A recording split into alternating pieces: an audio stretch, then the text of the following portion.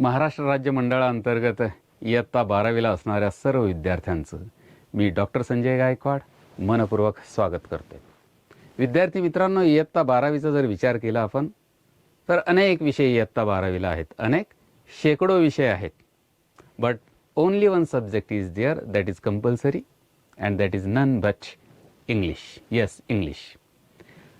आणि म्हणूनच आजचा हा व्हिडिओ इयत्ता 12वीमध्ये शिक्षण घेणाऱ्या प्रत्येक विद्यार्थ्याला अत्यंत महत्त्वपूर्ण असा व्हिडिओ आहे.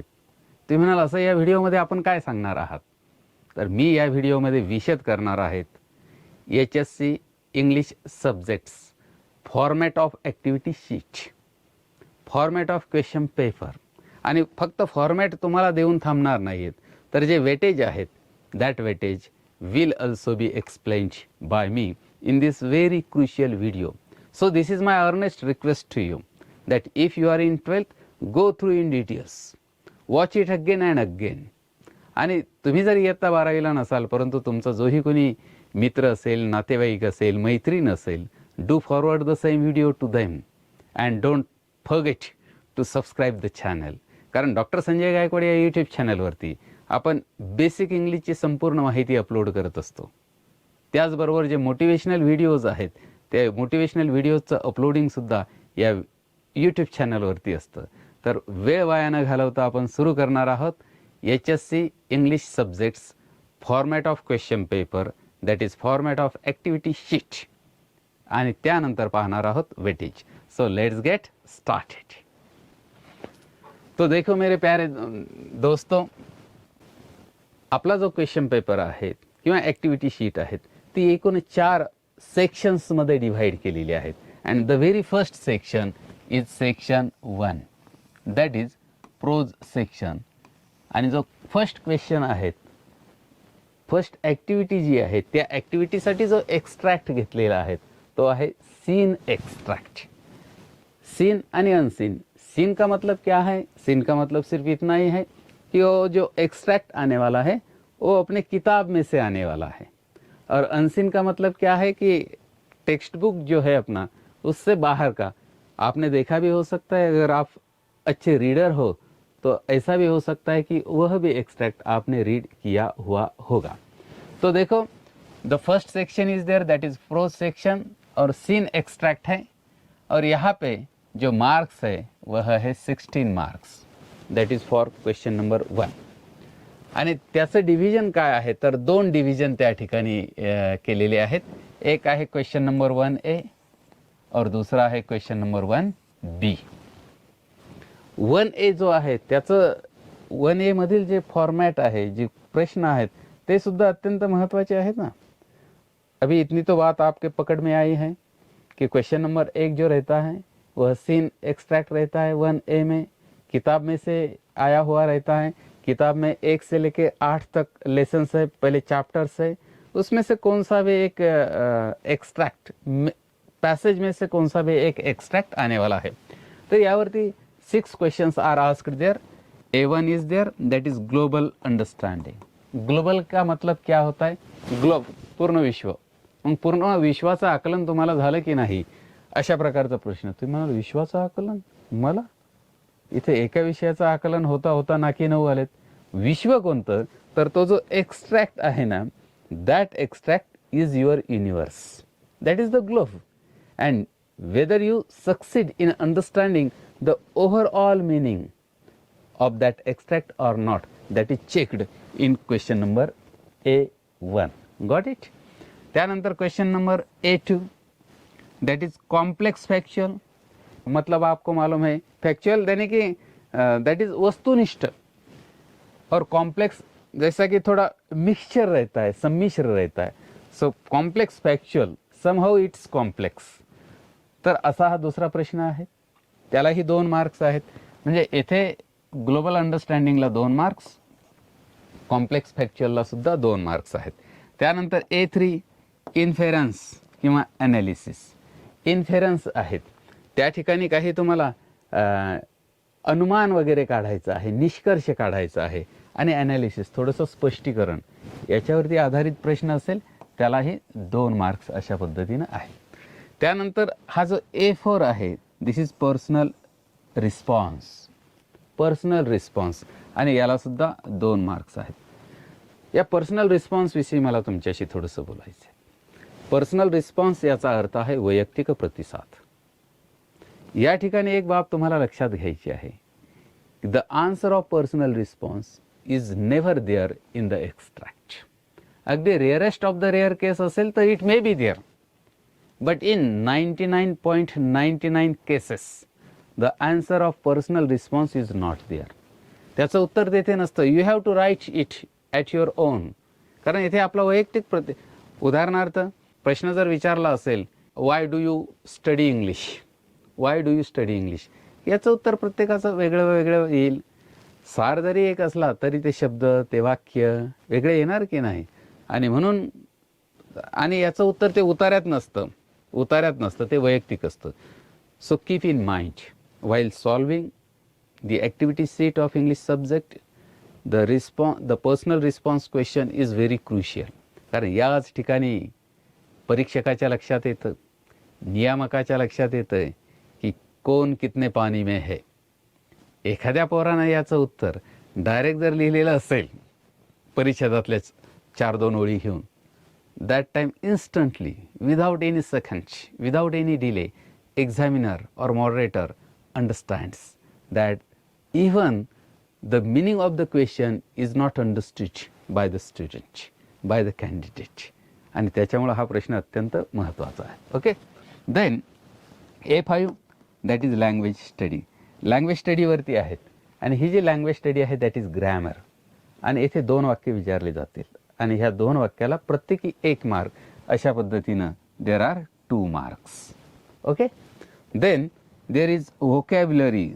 6 जो आहे तो आहे व्होकॅब्युलरी, म्हणजे सिनोनिम्स, अँटोनिम्स किंवा काही वेळेला नाउन्स, ॲडजेक्टिव्ज वगैरे वगैरे बनवा अशा पद्धतीनं सुद्धा प्रश्न विचारला जाऊ शकतो. तर यालाही 2 मार्क्स आहेत. So 2 + 2 + 2 + 2 + 2 + 2 is equal to 12. अशा पद्धतीनं हे 12 मार्क्स आहेत. Question number 1A that is seen extract. Okay.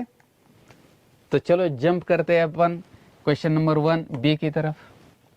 तो 1B जो है यामध्ये B1 आहे. B1ला 3 मार्क्स आहेत. That is do as directed. आणि हा जो B1 आहे तर हा कोणता आहे, तर हा आहे ग्रामरचा प्रश्न. म्हणजे स्वतंत्र ग्रामरचा जर क्वेश्चन कोणता असेल तर तो B1 आहे 3. आणि B2 मध्ये 1 मार्क आहेत. Spot the error. एक वाक्य दिलेलं असेल आणि त्या वाक्यामध्ये एरर किंवा एरर्स असतील आणि त्या तुम्हाला सांगितल्या जातील की यातली जी एरर आहे ती एरर तुम्ही शोधून काढा. आलंय लक्षात. So here are 4 marks. So 12 + 4 is equal to 16 marks. आलंय लक्षात. अत्यंत महत्त्वाचं आहे. 1A हे असे 6 प्रश्न आहेत. प्रत्येकाला 2-2 मार्क्स आहे. एकूण 12 मार्क्स झालेत. आणि 1B 3 + 1 is equal to 4. Okay. Next आता बघा दुसरा प्रश्न. पण प्रोज सेक्शन 1च आहे. सेक्शन 1च आहे आणि प्रोजच आहेत. म्हणजे सेक्शन 1 मध्ये 2 क्वेश्चन्स आहेत. क्वेश्चन 1A आणि क्वेश्चन 1AB आणि क्वेश्चन 2ABC. आता कोणता एक्स्ट्रॅक्ट करायचा आहे, unseen. As I told you earlier that the second question, the unseen extract will be the extract from out of our textbook, out of our course book. तर याला marks किती आहेत, या पूर्ण प्रश्नाला 18 मार्क्स आहेत. हे 18 मार्क्स नेमके कसे आहेत तर बघा, हा क्वेश्चन नंबर 2A आहेत आणि त्याचे हे एकूण 6 प्रश्न आहेत. अभी यहाँ पे ध्यान से सुनो. The structure, the format of question 1A is same here in question 2A. हे जे आहेत 6 पहिले जे बघितलेत ना तेच आहेत. Global understanding, complex factual, inference or analysis, personal response, language study आणि व्होकॅब्युलरी. प्रत्येकाला 2 मार्क्स. अशा पद्धतीनं 12 मार्क्स आहेत क्वेश्चन 2A ला. तो फर्क क्या है क्वेश्चन 1A में और 2A में? तो फर्क सिर्फ इतना ही है कि question number 1A is from our course book that is seen extract, and question number 2A is from outside the course book, that is unseen extract. That is what the only difference in question 1A and 2A. B वरती जाऊया आपण. So question number 2B. या 2B मध्ये काय आहे तर एक आहे समरी रायटिंगचा आणि 2C आहे माइंड मॅपिंगचा आणि प्रत्येकाला 3 मार्क्स आहेत. याला 3 मार्क्स, याला 3 मार्क्स. आता या ठिकाणी आणखी एक मुद्दा लक्षात घ्या ना तुम्ही. हा जो क्वेश्चन नंबर 2B जो आहे समरीचा आहे, समरीसाठी तुम्हाला एक एक्स्ट्रॅक्ट विचारला जाईल आणि तो जो एक्स्ट्रॅक्ट है तो अनसीन असेल. लेकिन यहाँ पे एक अच्छी बात यह है आपके लिए कि अनसीन एक्सट्रैक्ट जो रहने वाला है, the extract will be the same which is there in question number 2A. म्हणजे याचे प्रश्न तुम्हाला कव्हर करत असतानाच तुमचं त्याचं वाचन होऊन जाणार आहे, अंडरस्टँडिंग होणार आहे आणि म्हणून ही आनंदाची गोष्ट या ठिकाणी आहे. तर हा आहे समरीचा 3 मार्क्स आहेत. Question number 2C mind mapping आहेत आणि या माइंड मॅपिंगला सुद्धा 3 मार्क्स हे दिलेले आहेत. अशा पद्धतीनं 12 + 3 = 15 + 3 = 18. तो इस तरह से 18 marks are there for question number 2. तो चलो चलते हैं आगे. अभी क्या है तो अभी है सेक्शन 2 और सेक्शन 2 है पोएट्री. पोएट्री का है और यहाँ पे जो पोएम रहेगी वह पोएम है सीन. सीन है 8 पोएम्स आहेत आपल्याला. मग त्या 8 पोएम्स मधील एखादी छोटी पोएम असू शकते इंडियन व्ह्यूवर सारखी 3 स्टांजाची, ती डायरेक्ट येईल. किंवा मोठी जर असेल ओके तर त्यातले काही एक्स्ट्रॅक्ट्स, काही स्टांजास त्या ठिकाणी विचारले जातील आणि याच्यासाठी 14 मार्क्स हे दिलेले आहेत क्वेश्चन नंबर 3 मध्ये. आणि याच्यामध्ये पुन्हा आहे 3A आणि 3B. तर 3A काय आहे बघा, सीन एक्स्ट्रॅक्ट म्हणजे सीन पोएम आहेत. आणि बघा येथे 5 प्रश्न आहेत. मग हे 5 प्रश्न नेमके कोणते आहेत तर पहिला आहे ग्लोबल अंडरस्टँडिंग. जसं मी सांगितलं तुम्हाला 1A मध्ये ग्लोबल म्हणजे काय, विश्व, विश्वाचं आकलन. पण विश्व काय तर that specific extract, may be prose, may be poem, may be essay, whatever it may be, whether that complete extract is understood by the student or not, that is checked in global understanding. So in that sense global understanding question is there. तो इसके लिए 2 marks are there. Then inference or analysis. इन्फेरन्स करायचं आहे, काही तर्क, काही निष्कर्ष, काही अनुमान वगैरे काढायचं आहे किंवा ॲनालिसिस करायचं, स्पष्टीकरण, 2 marks are there. Then personal response. Personal response पुन्हा तेच सांगितलं मी, आपको इसका जो जवाब है directly you will not get it in the extract, in the poem. You have to write it at your own. आणि येथे स्वतःचं क्रिटिकल थिंकिंग करायचं आहे. एक वाक्य सांगू जे वाक्य तुम्हाला यश मिळवून देईल. Yes, the statement is winners don't do different things, they do each thing differently. विजेता कोई भी चीज़ अलग नहीं करता है लेकिन हर चीज़ वह अलग से करता है. आणि येथे तुमचं जे उत्तर येईल पर्सनल रिस्पॉन्समध्ये ते तुमचा स्टॅमिना दाखवेल, तुमचं क्रिटिकल थिंकिंग दाखवेल, तुमची लँग्वेजवरची कमांड दाखवणार आहेत. म्हणून हे उत्तर अत्यंत व्यवस्थित लिहायचं. Okay, so again 2 marks are there. त्यानंतर आहे पोएटिक डिव्हायसेस. त्यालाही 2 marks या ठिकाणी दिले. पोएटिक डिव्हायसेस म्हणजे काय, काव्यात्मक युक्त्या, क्लुरूपत्या. मग याच्यामध्ये फिगर ऑफ स्पीच वगैरे असू शकतं. त्यानंतर रायमिंग वर्ड्स, रायमिंग पेअर्स किंवा राईम स्कीम तेही त्यामध्ये असू शकतं. तर त्यालाही 2 marks दिलेले आहेत. Then creativity. क्रिएटिव्हिटी या पॅटर्नपासून नवीन आलेला आहे. क्रिएटिव्हिटी म्हणजे काय, नुसती घोकमपट्टी नको ना. हर आदमी की अपनी एक सोच रहती है. 1 + 1 2 सगळेच म्हणणार आहेत. परंतु मी जर या ठिकाणी म्हटलं, एक वाक्य जर या ठिकाणी म्हटलं आय एम अ मॅन, तर दुसरं जे वाक्य आहे ते दुसरं वाक्य दुसऱ्या लेडीज असेल ती म्हणेन आय एम अ वुमन. मुलगा असेल आय एम अ बॉय, किंवा मुलगा म्हणू शकतो I am a citizen, I am a student. ज्याची त्याची क्रिएटिव्हिटी. विद्यार्थ्यांना कविता तयार करता यावी. नाही कविता तयार करता येत तर किमान काही जुजबी स्वरूपाची स्वतःची क्रिएटिव्हिटी. क्रिएटिव्हिटी म्हणजे काय? निर्मिती. आपल्याला निर्मिती करायची आहे आणि हा अत्यंत चांगला प्रश्न या ठिकाणी या पॅटर्नपासून सुरू झालेला आहे आणि त्याच्यासाठी सुद्धा 2 मार्क्स. येथे शक्यतो असं असतं 2 कवितेच्या ओळी दिलेल्या असतात आणि नंतर आणखी 2 ओळी तुम्ही त्यामध्ये ॲड करा असं सांगितलं जातं. तर अशा पद्धतीनं हे जर टोटल जर मार्क्स जर बघितले तर किती झालेले आहेत? 10. ओके. त्यानंतर 3B 4 मार्क्स आहेत. कशासाठी आहेत? तर ॲप्रिशिएशन. ॲप्रिशिएशन म्हणजे काय? रसग्रहण. म्हणजे कवितेचा रस ग्रहण करावा लागतो. चापा चालेना, चापा बोलेना, ओके, चापा खंत करी काही केल्या बोलेना, वगैरे वगैरे. याच्यामध्ये मग चापा म्हणजे काय आहे नेमका? तर कितीही डिक्शनरी जर घेतल्या तुम्ही बायोलॉजीच्या, त्याच्यात ते दिसणार नाही ना. येथे काय आहे तर हे चापा हे प्रियकराला म्हटलेलं आहे. मग त्या कवितेचं रसग्रहण करायचं आहे, त्याचा जो मिनिंग आहे तो मिनिंग सांगायचा आहे. आणि हो, इथे जी कविता असेल ना सीनची, ती येथे नसेल बरं का.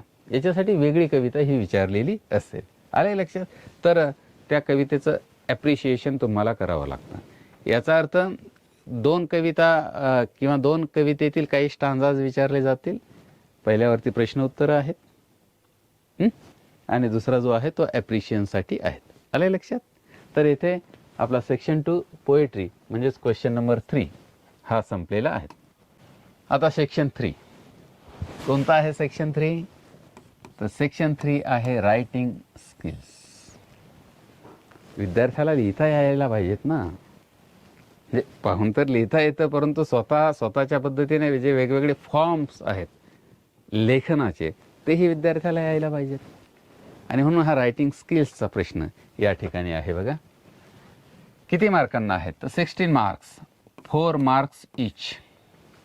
आणि आतापर्यंत कुठं तुम्ही बघितलं का हा लिहा का तो लिहा, तो लिहा का? There weren't any options. But as far as the question of writing skills are concern, there are various options. And see, तर रायटिंग स्किल्समध्ये तुम्हाला A, B, C आणि D 4 आहेत. 4 लिहायचे. पण बघा, in each category there are 3 options. A मध्ये काय आहे? Drafting virtual message. Virtual message draft करा किंवा statement of purpose. Statement of purpose लिहा किंवा ग्रुप डिस्कशन. म्हणजे 3 आहेत. व्हर्च्युअल मेसेज आहे, स्टेटमेंट ऑफ पर्पज आहे आणि ग्रुप डिस्कशन आहेत. आणि याच्यातून एकच लिहायचं. किती मार्काला आहे हा? 1. तर हा 4 मार्कांना आहे. मग तुम्ही ठरवून घ्या ना. सर्वच्या सर्वच करा व्यवस्थित, परंतु त्यातल्या त्यात मास्टरी कशावर आहेत हे तुम्ही ठरवून घ्यायचं आहे. आणि तो 1 पॉईंट परीक्षेच्या दृष्टिकोनातून. कारण आपण ज्ञानार्थी पाहिजे का मार्कार्थी पाहिजे? काय पाहिजे? तुम्ही आदर्श उत्तर द्याल, ज्ञानार्थी पाहिजे. पण मी वस्तुनिष्ठ उत्तर देतोय. ज्ञानार्थीही हवं आणि मार्कार्थीही हवं, दोन्ही आपल्याला पाहिजेत. आणि म्हणून या 3 पैकी एकावरती विशेष पकड तुमची जी आहे तो प्रश्न तुम्ही सॉल्व्ह करायचा.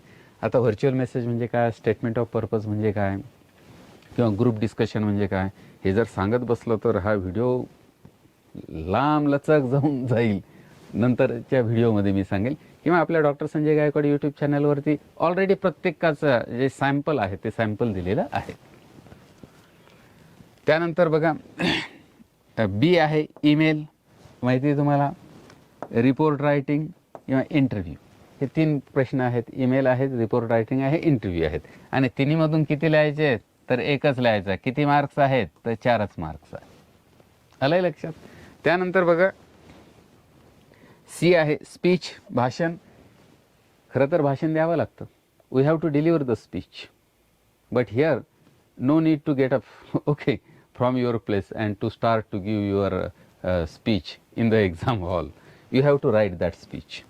देन कॉम्पेरिंग आहे. कॉम्पेरिंग म्हणजे काय? तर सूत्रसंचलन, निवेदन आहेत. Expansion of idea. आयडिया आहे, एखादी आयडिया दिलेली आणि त्या आयडियाचं एक्सपान्शन आपल्याला करायचं आहे, विस्तारीकरण करायचं आहे. पुन्हा तेच. किती लिहायचे? एकच लिहायचं. आणि मार्क्स किती आहे? तर 4 मार्क्स या ठिकाणी दिलेले आहेत. ठीक आहे. त्यानंतर डी आहे रिव्ह्यू. एखादी काही बाब आहे त्याचा रिव्ह्यू करायचा आहे, तिचं पुनर्विलोकन करायचं आहे, पुनर्मत तुमचं मांडायचं आहे. किंवा ब्लॉग आहेत, ब्लॉग रायटिंग माहिती आहे, जे विद्यार्थी टेक्नोसॉवी आहेत, या ठिकाणी पण आहे बघा, डिझाईन्ड बाय टेक्नोसॉवी म्हटलं आहे.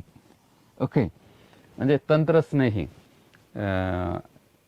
माझा तंत्रस्नेही विद्यार्थी गौरव नवले याने मला हे पूर्ण बनवून दिलेलं आहे.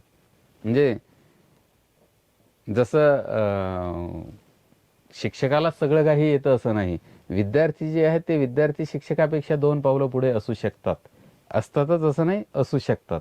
आणि ते तंत्रज्ञानाच्या क्षेत्रामध्ये विशेषतः आहेत. स्पेशल थँक्स टू गौरव. तर ब्लॉग रायटिंग हा टेक्नॉलॉजीमधला मुद्दा आहे. तर तो ब्लॉग त्या ठिकाणी लिहायचा आहे किंवा अपील लिहायचं आहे, आव्हान करायचं आहे. आणि पुन्हा तेच एनीवन, म्हणजे रिव्ह्यू लिहा किंवा ब्लॉग लिहा किंवा अपील लिहा. आणि याला सुद्धा 4 मार्क्स आहेत. म्हणजे 4 + 4 + 4 + 4 = 16. अशा पद्धतीनं हे 16 मार्क्स रायटिंग स्किल्सला आहेत. आणि रायटिंग स्किल्स असा एकमेव टॉपिक आहे की अनेक पर्याय, various options are given there and you have to write only 4 each from each category. Okay, चला सेक्शन 4 शेवटचा कोणता आहे तर लिटरेचर जॉनरा. जॉनरा हे जेनरे नाही, ओके, जॉनरा. आणि तो आहे नॉव्हेल, कादंबरी. म्हणजे याच शैक्षणिक अभ्यासक्रम जो बदलला आहे तेव्हापासून हा ॲड झालेला आहे. अदरवाइज हम जब थे 12वीं को तब हमें सीनियर कॉलेज में जाने के बाद ए novel, dramas, phonetics, okay, literary theory end criticism, literature end criticism ये पढ़ने को मिलता था. लेकिन आप खुशनसीब है कि 12वीं में भी आपको अभी ये नॉवेल का जो बेसिक है वह बेसिक आपको बताया हुआ है. तर यासाठी काय आहे बघा, तर हा आहे 16 मार्कांना. ओके, आणि येथेही काय आहे तर येथेही 4 बीट्स आहेत. रायटिंग स्किल्समध्ये 4 आहे होते ना, येथे पण 4 आहेत. येथे काय आहे बघा, तर क्वेश्चन्स फ्रॉम टॉपिक 4.1. पुस्तकातला जो 4.1चा टॉपिक आहे त्याच्यातनं प्रश्न विचारलेला आहे, A1 आणि A2. आणि या ॲक्टिव्हिटीज दिलेल्या आहेत. आणि या 4.1 साठी ए हा टॉपिक आहे, ए मध्ये 4.1 वरती विचारलेलं असेल त्याला आहे 4 मार्क्स. त्यानंतर बी आहे क्वेश्चन्स फ्रॉम टॉपिक 4.2, 4.2 वरती आधारित हा बी आहे. आणि त्याच्यासाठी काय तर ॲन्सर्स इन 50 वर्ड्स, 50 शब्दामध्ये ही उत्तरं तुम्हाला लिहायची आहेत. त्यानंतर क्वेश्चन सी कशावरती आहे डिपेंड तर 4.3 वरती. आणि त्याच्यात पण 2 प्रश्न लिहायचे तुम्हाला, 50-50 शब्दामध्ये तुम्हाला ते लिहायचे आहेत. डी 4.4 वरती आधारित आहे, D1 आणि D2, आणि पुन्हा 50-50 शब्दामध्ये लिहायचे. म्हणजे हा जो सेक्शन आहे चौथा, म्हणजे प्रश्न 5वा, सेक्शन 4 आहेत आपल्या प्रश्नपत्रिकेमध्ये, कृतीपत्रिकेमध्ये, आणि 5 क्वेश्चन्स आहेत. तर हा शेवटचा क्वेश्चन आहे नॉवेलवरती डिपेंड. त्याच्यात 4 बीट्स आहेत, ABCD.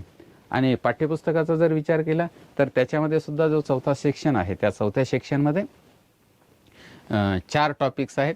आणि प्रत्येकावरती या ठिकाणी प्रश्न हे विचारलेले या ठिकाणी आहेत. तर अशा पद्धतीनं सुरुवातीचा जो आहे तो थोडा ऑब्जेक्टिव्ह टाईप आहे, परंतु नंतर जर बघितलं तर 50 वर्ड्स 50 वर्ड्स 50 वर्ड्स अशा पद्धतीनं हे आहे. तर अशा पद्धतीनं हे काय आहे तर एक ॲक्च्युअल फॉर्मॅट आहेत कशाचं, प्रश्नपत्रिकेचं.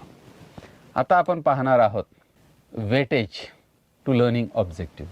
वेटेज आहे, खरं तर हे जे वेटेज आहे हे सुद्धा विद्यार्थ्यांना आणि शिक्षकांना माहीत पाहिजे, आणि म्हणून ते वेटेज या ठिकाणी मी देत आहेत.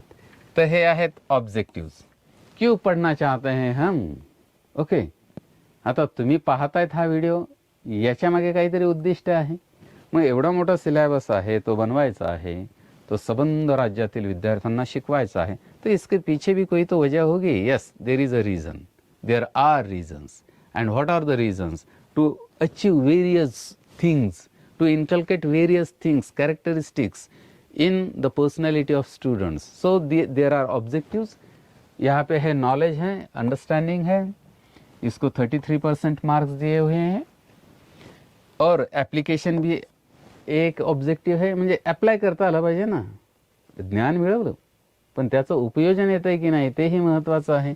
So application is there, 23 marks इसको दिए हुए हैं. स्किल्स, काही कौशल्य आहेत भाषेची, ती भाषेची कौशल्य LSRW त्याला 11 मार्क्स दिलेले आहेत. त्यानंतर क्रिएटिव्हिटी स्वतंत्र आहे या ठिकाणी दिलेली, त्या क्रिएटिव्हिटीला 13 मार्क्स या ठिकाणी दिलेले आहेत. आणि टोटल मार्क्स जे आहेत ते 80 मार्क्स आहेत. इथं तुम्ही म्हणाल 112 कुठून आले, तर 112 कुठून आले, तर ते पर्यायांसह 112 त्या ठिकाणी आलेले आहेत. आणि हे वेटेज या ठिकाणी 100% या पद्धतीनं आहे. ठीक आहे.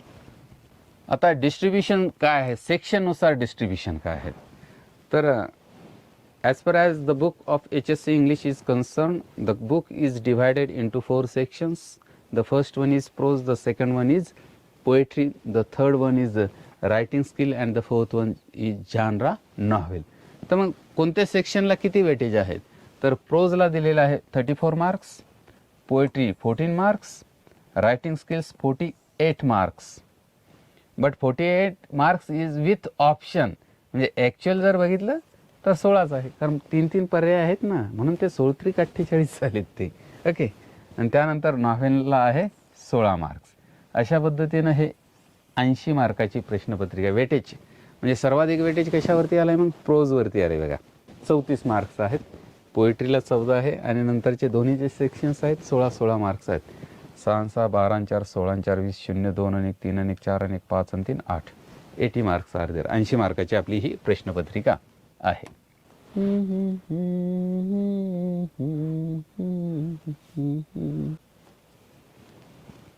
आलंय लक्षामध्ये.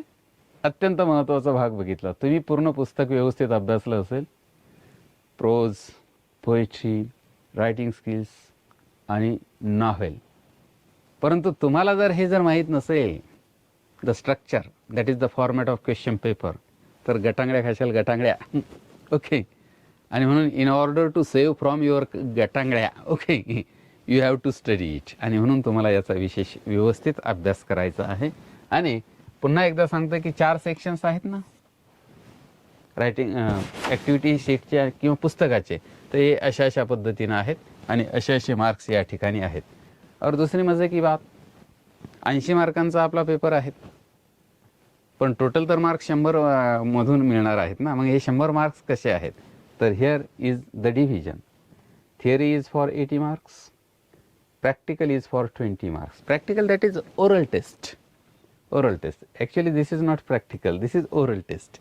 आणि मग अशा पद्धतीने हे 100 मार्क्स आहेत. मग ओरल टेस्ट नेमकी कशा पद्धतीनं असते, कशा पद्धतीनं द्यायची, ते आपण नंतरच्या व्हिडिओमध्ये पाहणार आहोत. काय हुशार विद्यार्थी आहात, काय प्रामाणिक विद्यार्थी आहात. संपूर्ण व्हिडिओ बघितलात, समजून घेतलात, व्हेरी गुड. आणखी काही जर तुम्हाला अडचणी असेल तर निश्चितच तुम्ही मला विचारायचे आहेत. आणि हो, डिस्क्रिप्शन बॉक्समध्ये पूर्ण 12वीचे जो आपला पुस्तक आहे, प्रत्येक टॉपिकवरती मी व्हिडिओज बनवलेले आहेत, भन्नाट व्हिडिओज आहेत. आणि म्हणून तुम्हाला विनंती करते की go in the description box, select the topic of your choice, the topic which you want to study, click that link and you will get the भन्नाट video, okay, the useful video of that very topic. Me doctor Sanjay Gaikwad पुनश्च एकदा तुम्हाला खूप खूप धन्यवाद देतोय, आशीर्वाद देतोय. शिक्षक असाल तर हातात हात घेतोय, कारण हा व्हिडिओ तुम्ही पूर्ण बघितला आहे. प्रचंड कष्टानं हा व्हिडिओ मी गौरव नवले या माझ्या विद्यार्थ्याच्या सहाय्यानं बनवलेला आहे. त्यालाही धन्यवाद. तुम्हाला लक्ष धन्यवाद. Thank you very much.